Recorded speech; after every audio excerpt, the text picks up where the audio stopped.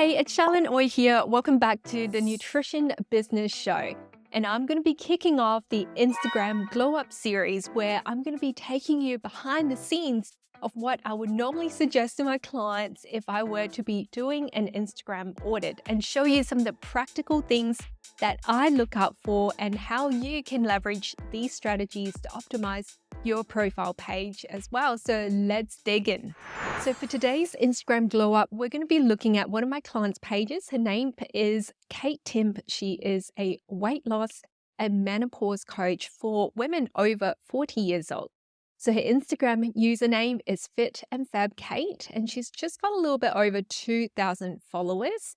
So what I'm going to do is break down the first part of her Instagram bio, and then we'll go on to look at her posts, and I'll be giving you my honest feedback on some of the things that I would recommend changing and what Kate is doing really well and some of the areas that we can improve on.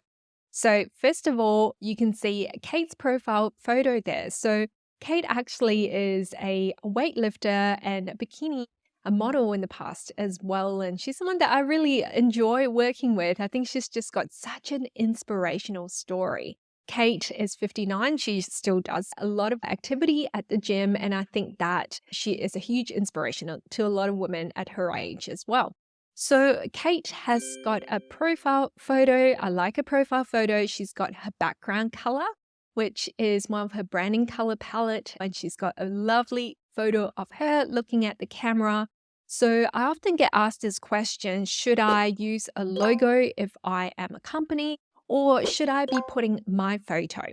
So for Kate's case, she is a personal brand. Essentially, she's selling her services, her nutrition coaching services, and she's going to be working with clients directly.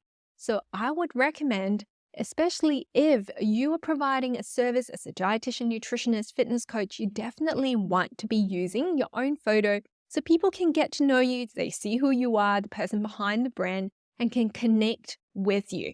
And for Kate, she is in the fitness space. And so you can see her photo, it just speaks about what she does.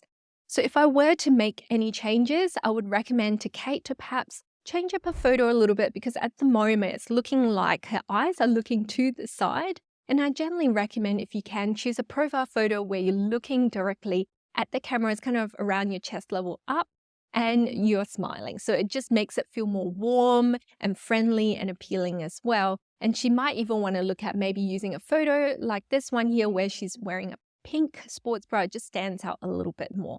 Otherwise, she could try changing up the background color to a stronger pink so there is that contrast between what she's wearing and her background. So that's a profile photo. Let's take a look at her Instagram bio. So that's that component there. Kate's username is Fit and Fab with Kate. So Fit and Fab is essentially the name of her business. Her program is along those lines with the name as well. So it's very consistent. So she's got the blue check mark, which means that she's Meta verified. Now, the next thing that I'll look at is her account name. So typically, most people would just put the name on there. But did you know that your username and your account name are both searchable fields? That means that people can type into the search bar on Instagram to find you if they're looking for specific keywords. So with that said, I would recommend that you include a searchable keyword that relates to your niche. Like, for example, for Kate, she works with women in the perimenopausal and menopausal stage. So with that being said, I would suggest to her, instead of just putting weight loss coach, where you can really attract anyone that comes through, is to use the word menopause or perimenopause to attract women over 40 that comes to a page, and they will know right away that she helps women over 40 years old, not a 20-year-old or a 30-year-old, okay? And that's how you kind of start to attract your dream clients, people that you really enjoy working with, and repel the ones that are not right for you. So the next part is looking at Kate's bio. So here she's got helping 40 plus women boost metabolism and reduce belly fat. Ditch the calorie counting and implement a holistic strategy. And then the last line is let's get started. So what I generally say to my clients, your bio needs to be broken down into 3 parts, which is exactly what Kate has done here. So first one is who you help. And the second part is What can you help them with? How are you different? And for Kate's situation, she very clearly says, I help women over 40 plus boost their metabolism and lose that belly fat, because that belly fat is often one of the biggest concerns that women kind of postpartum in their 40s would have. And so for them, they want to start to tone the body up and start to reduce the fat levels. And second part is ditch calorie counting. Who wants to diet, right? I think a lot of people are stuck in that diet cycle where they're constantly restricting, but that restriction doesn't bring any joy. So in Kate's case, she's done her research and she knows what her audience has been stuck with doing in the past that's obviously not getting them results. And so she wants to help them discover a different approach to losing that belly fat, to getting rid of the excess weight that they've gained over the years, to feel and look better using a holistic strategy. So Kate really want to emphasize the part about ditching the calorie counting and implementing a holistic strategy, because that's what she's about. She doesn't just talk about weight and nutrition. There's all the other aspects that she supports women kind of in that perimenopause or menopause stage experience. And then finally, ending your third line with a call to action. Now, with Kate, what she has here is, if you're looking at this on the mobile, you'll see two links, because Instagram does have its own kind of linker where you can click on different links. But on the computer, I'm showing it to you for the purpose of this recording. You can only see one link. So let's open that up and have a look at what Kate has on there. So typically, your link in bio is a really important place to send people. Yes, there's talks that your link in bio doesn't work as well anymore, but it's still a really important place for people to go click and find out more about you. And typically, I say, with your link in bio page, you want to keep it to 5 links. Reason being that if you have too many links, it gets really overwhelming for someone when they come in here. They just don't know what to click on and where to look. So I would typically recommend including 5 links, and the 5 links should lead them to either a free resource, a place to go to learn more about working with you, or to book a call on your calendar so they can inquire more about working with you. It can also be sending them to blog pages or things that you have written valuable resources on your website to help them. And lastly, if you have been featured in other people's podcasts, newspaper, online magazines, or whatsoever, you want to add that piece for extra credibility as well. So let's dive in and look at Kate's link in bio and see what I would recommend changing. Here's Kate's link in bio page, and she's used her website to do this, which is very clever. One thing that I would recommend putting into your link in bio page, if you have the luxury of setting it up on your website, or even places like Linktree, they allow you to put a picture. So I would definitely recommend you put a picture there so people can come and get to know you again, know that they're in the right place. You would have your business name and then talking about who you are and what you do. Kate here has got 1, 2, 3, 4, 5, 6, 7 links. So it is a little bit too many. I would recommend keeping it to 5. So she's got the call to action here, which is the book discovery call. I would suggest getting it more specific, because you already mentioned here that it is for over 40. So you could say, want to work together, or one-on-one coaching, book a free discovery call to get started. Something along those lines. Okay. And the second one here, it's a magazine feature. So I would probably leave that or bring that to the bottom so we can go straight to the things that I suppose helps her to get a client or to build her list. So a second one could perhaps be a lead magnet. I know that Kate is a client, so she is still working on a lead magnet. But if you do have one, I would have that right on top for people to download, and then you can have your discovery call link. And like I mentioned, you can then add any feature here. And then the next one is she's got a blog. So I will bring the blog higher. So again, anything of value that helps you to grow your email list, that helps to provide your audience with free value, bring it to the top. And you don't really need to put your website link here. I suppose, if you send people there, they might get lost. So if you send them to your blog page, for example, they will still come back to your website. So there's no need to add that. And then here, what does your favorite color say about you? I'm not quite sure what this is for. I'll probably take this out if I were to color out 2 to keep it to 5 links. So that's Kate's link in bio. So let's come back to this. Looking at first impressions, when I come to Kate's page, I know right away who she is and what she does. And it's really important for you, if you were to be setting up an Instagram page, that you also make it specific. So when people come to your page, they know exactly what you do and it gives them a reason to stay. And if you're someone who's struggling to grow your page, then I would definitely make sure that you try and get more specific. The language that you use needs to capture your ideal clients right away within the first 5 to 10 seconds.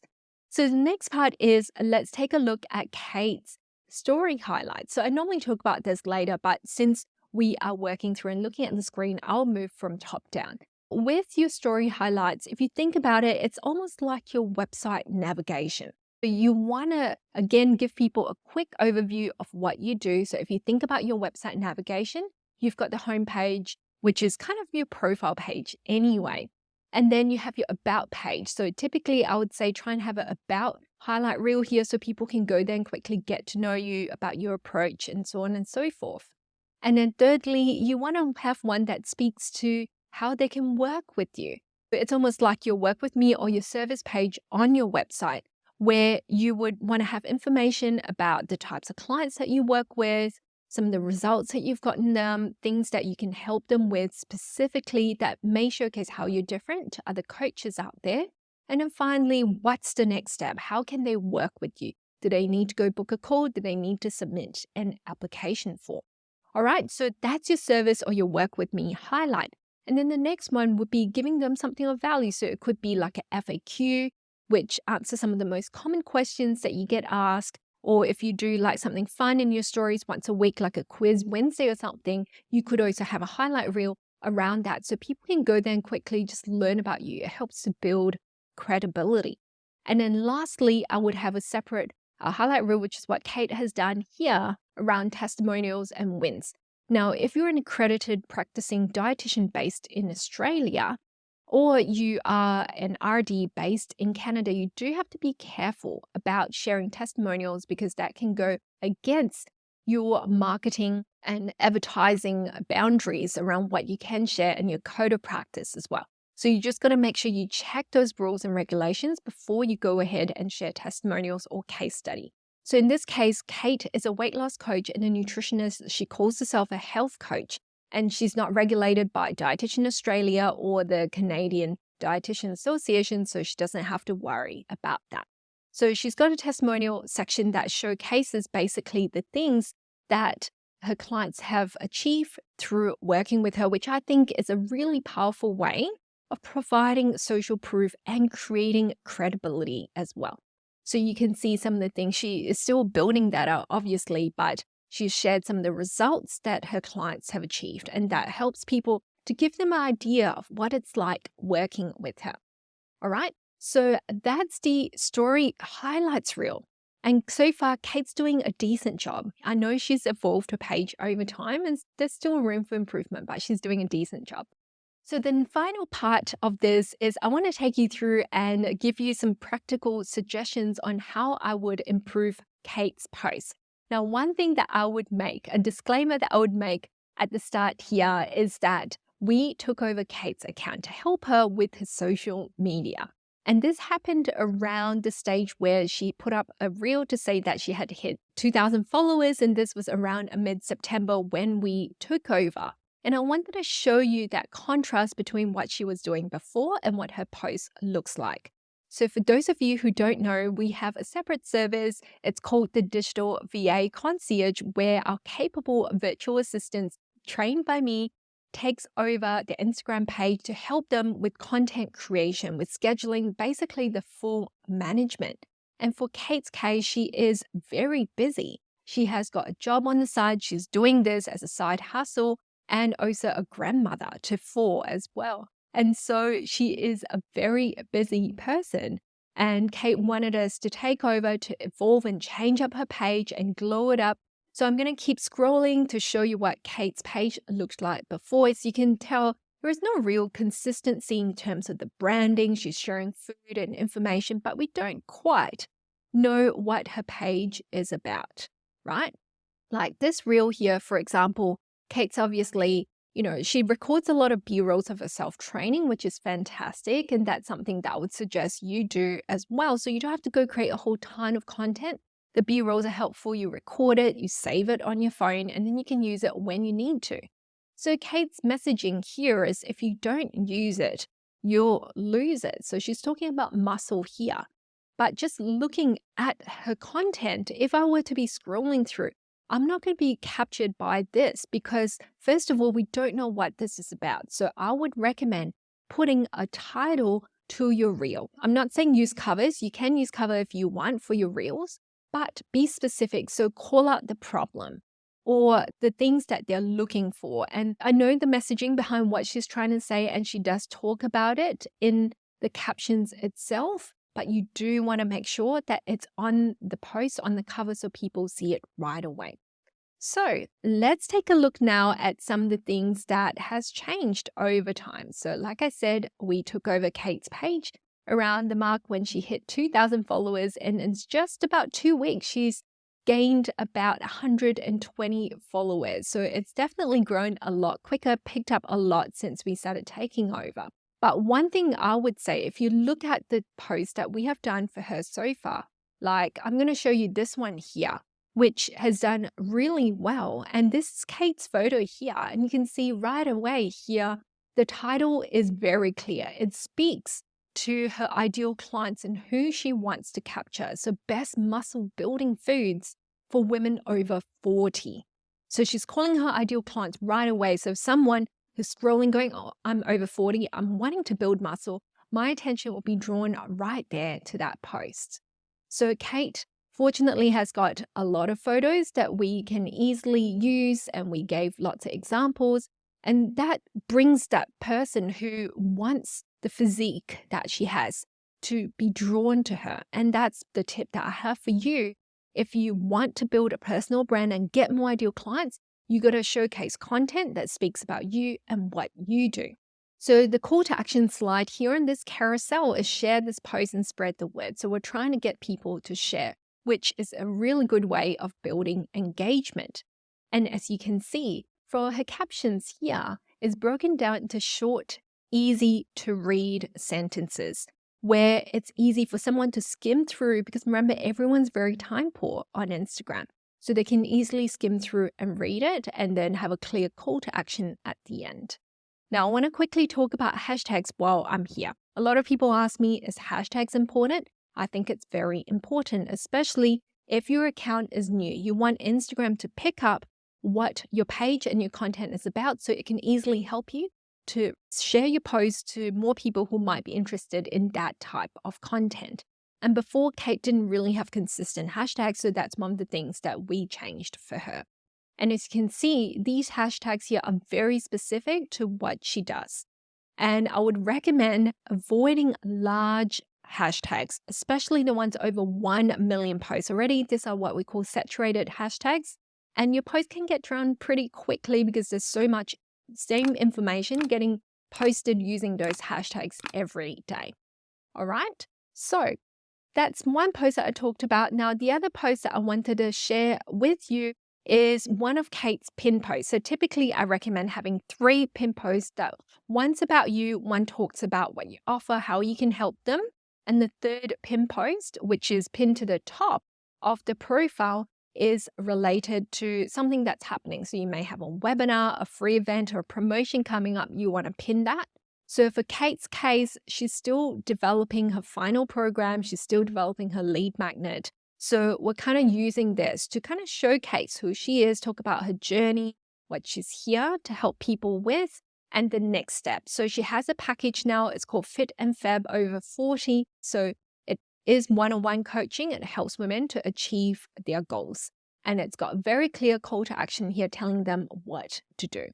And then in the caption, she talks about her journey and shares more about her. And one advice I have for you when creating carousels is to keep it clear. So you don't want to have very tiny text. Remember that people are scrolling and looking at this on their mobile. So make sure that your text is legible. It's not too tiny. You haven't got too much, right? There is that balance that you want to create between having too much and not having much at all. and you want people to be able to scroll through and quickly pick up exactly what your post is about. So this is Kate's pin post, which I think, she's got beautiful photos that makes it much easier for our team to use. But if you don't have photos that have been taken by a professional photographer, that's okay. Just, put on some makeup, wear some nice clothes, get good sunlight, stand in front of the window, make sure the sunlight's not too harsh, and then just take a whole bunch of photos which you can use. And then once you start seeing clients, you can then invest in professional photography. All right. So that's Kate's Instagram page from Fit and Fab with Kate. I hope that this video here has been helpful in helping you to recognize the key elements that you want to have on your Instagram profile when someone visits your page, and some of the things to take note of when creating content for Instagram. Long gone are the days where, pretty curated, highly edited photos are on Instagram. People want to see real content. They want to see the person's face behind the page. They want to get value. I use Instagram just like Google, searching for things, learning things. And so think about how you would share content that's valuable and helpful for people. And I'm not saying don't share recipe posts at all. I think that is still the bread and butter of what we do as dietitians. We want to inspire people to help them cook and prepare healthy meals. But if your page is just full of recipes after recipes, they might just come and think that, thank you for that free information, I'll save it, and they go off. And I have worked with clients who have said that to me, that they haven't gotten any clients for months and months from posting. And the problem is they don't even talk about what they offer and how they can help someone. So my final tip here to leave you with is that you want to make it clear. When someone comes to your page, obviously they have a problem. They're coming to learn something to fix their problem. You want to share with them, if they want help, where they can go next, and make it easy for them to take that next step as well. Don't put too many hoops in front of them by, sending them to lots of different pages and things like that. Make it easy. And that's where your pin post makes it easier for them to know exactly what you offer. The link in your bio takes them to where you want them to go to find out more about your program. And lastly, you want to talk about it often. You want to share with people how you can help them. And remember that selling is serving. And by sharing with people what you do and how you help them, that's going to serve them in many ways and potentially change their life as well. Thank you so much, guys, for tuning in today. I hope that this video has been helpful for you. Take care, be blessed, and I'll see you back here next week for another episode of the Nutrition Business Show.